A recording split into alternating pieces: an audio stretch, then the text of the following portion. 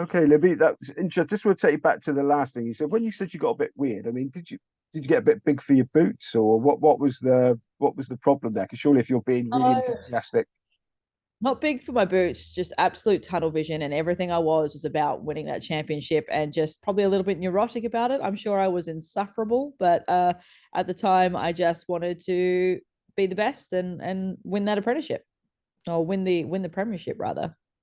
you've got some really good lady jockeys in Australia, but from the outside, it still seems quite a sort of roughy, toughy, macho sort of place. How were you welcomed by the other jockeys, even the lady jockeys when you sort of came onto the circuit? It was pretty good for me because I was lucky enough to be riding in South Australia, and South Australia has a really strong history of very strong female riders, and female riders that didn't take any shit. So me coming along in that iteration was what they had already seen before. So there was definitely some moments where you're banging your head against the wall and you have to work harder for sure. There's no belittling the fact that it is a male dominated industry. It is a male dominated sport. But I was lucky that in South Australia, most of them are very open minded and welcoming to female riders. If you can ride the horse, you can ride the horse. And is that something that sort of changed for the better over the years since you start? Yes, Can you see a difference since you started even? it definitely improves. And even just little things throughout my career, like there was one particular trainer in South Australia who was notorious for using girls in track work because he loved how the girls would handle the horses in track work, and refused to put them on race day. Absolutely refused. I don't know why. His dad put him on race day. He just decided that that was going to be his little hill to die on. Um, but then he started offering Jamie Carr rides when she was over in Melbourne, and everyone in Adelaide was like, "Oh, now you've caught up." And he's like, "Well, she's the best rider in the country." It's like, well, yes, that was our point. Like having ovaries doesn't negate the fact that whether you're a good rider or not, and you've just had this little hill to die on for your whole life, and now all of a sudden you're backing down and you're trying to do it peacefully. And everyone in Adelaide was like, "No, no." So tell us a bit. I mean, so I know this is going to be obvious to anybody watching in Australia, but we're based in the UK, so it's a massive country, Australia. So how does it work when you're a professional jockey? Do you have like an area that you ride in, or how does it work? So you ride in your state and you ride in an area in your state, and you might venture out from that a little bit, and you might fly to other meetings or tracks for a particular type of purpose. But you generally you base yourself out of an area because, as you said, Australia is just too big. You're not covering any scope of being able to cover the country at all as one person. So how many different race courses, would you ride as part of your sort of area? So when I was riding in Adelaide, there's like a circuit that you do. So you've got the midweeks and the weekends. The weekends were always in the city. They were city class meetings, unless there was a showcase meeting out in the country somewhere. And then you would have your provincial, which are your outlying suburbs of the city track. And they get a little bit further out, but they come under the provincial banner. And then even further from that, and you're hitting about a 4 hour driving radius, 4 to 5 hours, you get country. And then you start getting some real country and non-tabs in amongst that as well. And there's a smattering of tracks in amongst that layouts that change that have a different sort of ranking on them, but it's generally city in the middle, move out a few suburbs, provincial, and then out further to about a 4 hour radius, and you get country track. Although, the country, yeah. So it was like sort of one big traveling circus for you seeing everybody every day. So would you all pool rides, all you jockeys, that sort of thing? Would, yeah, absolutely. And there's quite a few races that we would go to where the stewards and the jockeys would charter a small bush plane to get us there because it was just not feasible to drive all the way and then drive home. But I think the furthest we'd probably travel was 4 to 5 hours. So you get up early track work in the morning, probably wasting all day, drive to the races 4 or 5 hours, ride your horses, drive home 4 or 5 hours, get up in the morning and rinse and repeat. So there's tracks that are just too far to do that. Port Lincoln, for example, it's too far to drive to Port Lincoln. So there's always a chartered flight over to Port Lincoln and then back again. And a lot of jockeys over here would still ride out for their trainers, whatever in the morning. Was there any time Oh, for yeah. that sort of thing? Yeah, that's it's expected. You don't ride the track work, you don't get the rides. Okay, so if once again I'm going to blame Google if this is wrong. 320, 324 wins as a jockey. and over $5 million in prize money was your career total. Well, you're telling me stats that I don't know because I didn't like keeping a track of my winners because I felt we all have those weird superstitions, but I felt that paying attention to your last winner was bad luck and would discourage the next winner. So people would always ask me, especially when the winners started racking up, so how many have you ridden now? I was like, la la la la, I don't want to know. Okay, so another stat that I found was 8% strike rate, which is pretty high. Yeah, that was probably about my average. I had periods where I was much higher than that. So, um, like I said, as an apprentice, I was a bit of an boom apprentice, had a great strike rate, and then really dropped out, and was just starting to fight my way back up the ranks again. Say boom apprentice, you mean what is that just a terminology of somebody that flying? Like lots of rides was flying, yeah. Yeah. And something else I read is that you're a Frankie Dettori fan. Is that his riding style or just him, or what's the story It's there? him. It's showmanship. He was kind of like the quintessential social media jockey before there was even social media. Like the way he's marketed himself is amazing. Um, I think, yeah, his Australian riding leads a little bit to be desired, but as a showman and as an athlete, I adore him. Okay, so his Australian riding leaves a little bit to be desired. So Well, he where still can hasn't, he where can won he the Melbourne brush up? Cup. Where can he brush up on his technique here? Yeah, he just um well, he still hasn't won the cup over here. He comes over here all the time. He's a champion rider, but I don't know if we. I know from my riding in Singapore that we ride much tighter than other riders.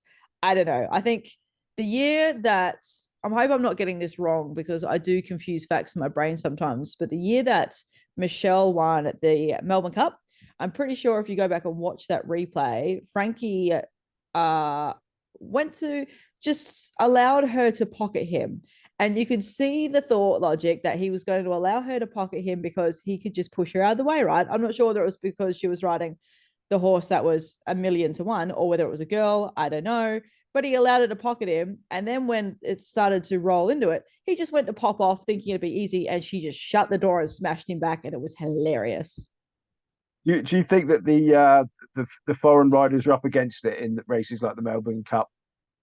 The jockey's going to be a little bit more, show him who's boss in the race. Well, the jockeys show everybody who's boss. Like if Michelle had bloody, I don't know, Huey Bowman or Craig Newitt down to her inside, she wasn't going to let them the hell out either. But it was just funny that it was just underestimated a little bit because they might not have allowed themselves to be quite pocketed that well.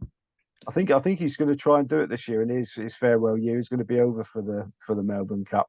Maybe you And could to give be him a fair, few. he should be trying to do it every year he comes over, right? Right. So sadly, that talking about your riding career has to end with tragedy at Murray Bridge. Terrible fall where one of your friends, Caitlin Forrest Fallon, died, and you were brought down and suffered career-ending injuries. Um, Obviously, that was sort of a terrible sort of thing. What do you remember much about it? Is it something you try to block out Uh, now? well, I had my career-ending injury was a traumatic brain injury, so I actually have no recollection of anything around that race. Um, I'm missing weeks around that point. Um, but yes, it's not something. It's obviously not a pleasant memory. And then you have your road to recovery as well, and then you're constantly dealing with the survivor's guilt, but then also the thought that when you're a jockey, you're so wrapped up in being a jockey, you can't really see your way out of it. And I was fighting so hard to get back to riding and felt like the worst person in the world to be fighting to get back to what I knew because Caitlin would have loved the opportunity. So on one hand, you're fighting to get back to some semblance of normalcy, and then on the other, you hate yourself for trying to do that. So it's been a hell of a journey, but uh I'm the lucky one. Okay, and I mean that was a terrible week for Australian racing because Carly May Pye also died that week. She died the night before. Night before. I mean, did it ever sort of? Did you ever think, nah, this is too much? Every jockey has that thought at one point. Carly passed away, and there was a comment. Obviously, everyone's like was shook, and it was horrible. And then the next day you go to work. Like those riders after Murray Bridge. So after our fall, Caitlin was airlifted. I was ambulanced out. Those riders finished riding that day, and it was expected. Of course, nobody knew how serious things were. It was apparently I've been told that it was reported on track that Caitlin was conscious and communicating.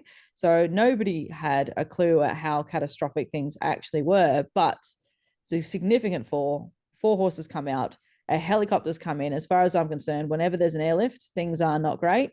And it was they just got on with it and they rode on. So it was like, again, you have this dichotomy of, like I was saying earlier, trying to get back to riding and I'm feeling like shit about trying to get back to riding. There's a dichotomy in me for that, about the disrespect and how dare they push through that moment, but then also the absolute respect that they could pick themselves up and keep going.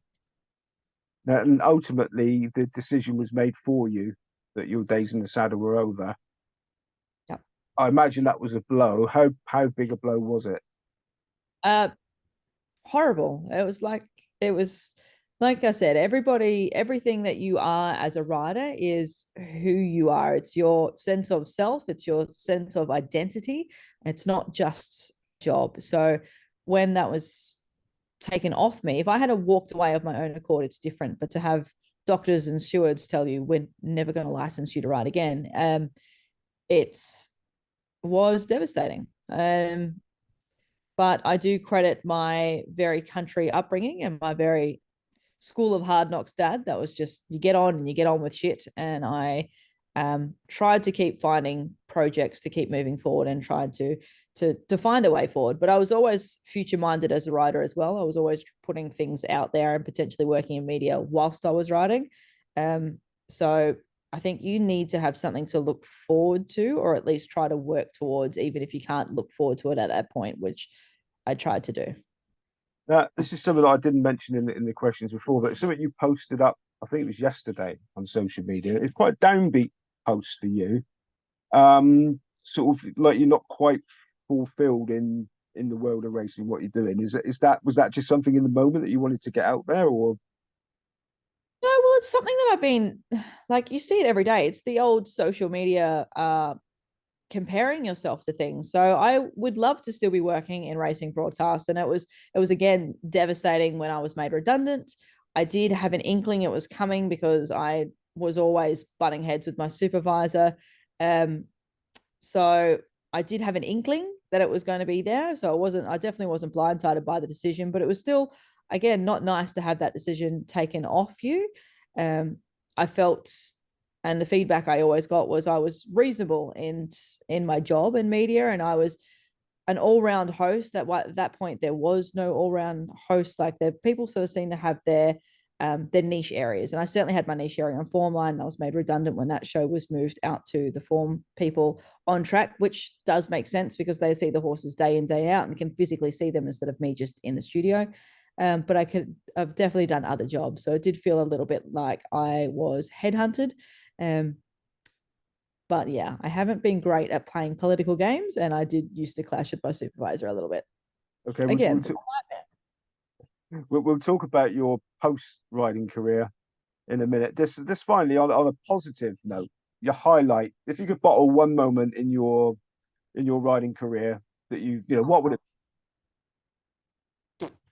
that's a good one. It is, and it's not to one singular moment.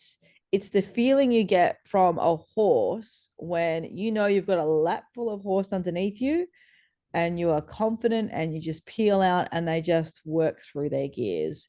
I would give anything to just sit on a horse and just let it take me through its gears again. A good horse. They're just, the power is incredible. I have so much respect for them. And Just it is amazing. so is your condition, medical situation there that you're not even allowed to ride a horse at all? No, I'm allowed to ride a horse. I wouldn't be allowed to ride a horse on track. I did get back to track work, but I was only allowed to trot a horse every third day, and I was only allowed to ride three a morning. And I was like, well, what's the point? I'm not going to be a trot rider for the rest of my life. But I do have my own horse. and I rode him. I evented him a little bit, and he is very fat and very slow. So it's definitely not the same feeling.